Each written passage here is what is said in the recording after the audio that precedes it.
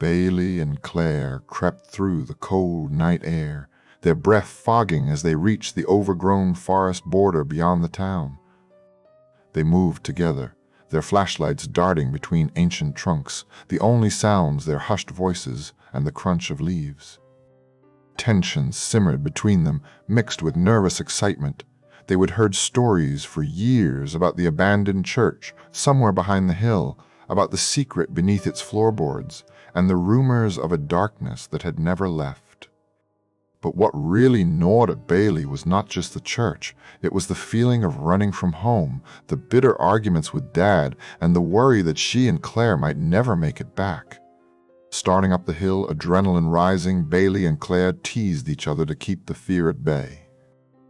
The forest seemed alive with strange noises that echoed off the trunks. At the summit, their lights caught on rotting wood, the church battered and slouched beneath the grip of the pines.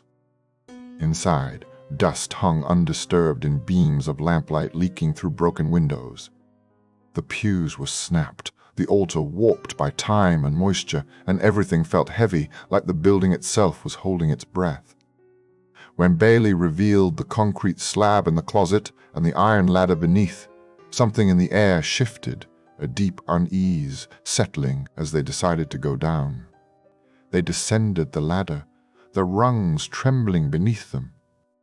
At the bottom, stone walls squeezed in, their lights devoured by thick darkness. Tense bickering echoed through the underground passages as fear overpowered their bravado. When a fight broke out between them in a hidden office, their voices echoed until a strange, distant noise made them freeze. Claire, upset, stormed off into the tunnels. Bailey's panic grew as Claire's voice echoed weirdly, calling for help, sometimes near, sometimes far, always distorted. Lost and desperate, Bailey chose a path, only to find a locked cell door, and behind it, something ghastly with a warped, stretching face, black, tangled hair, and empty, cavernous eyes. As the thing howled and burst from the room, Bailey ran for her life with only a snarled poker to defend her. Heart pounding, Bailey clawed her way up the rusty ladder.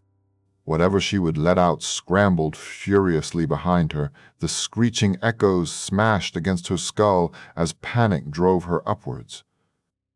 In the church, Bailey shoved the slab back over the hole and burst into the night, finding Claire waiting outside, unharmed.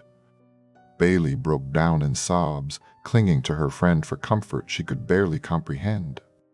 Hours later, back at home, red and blue police lights lit the street.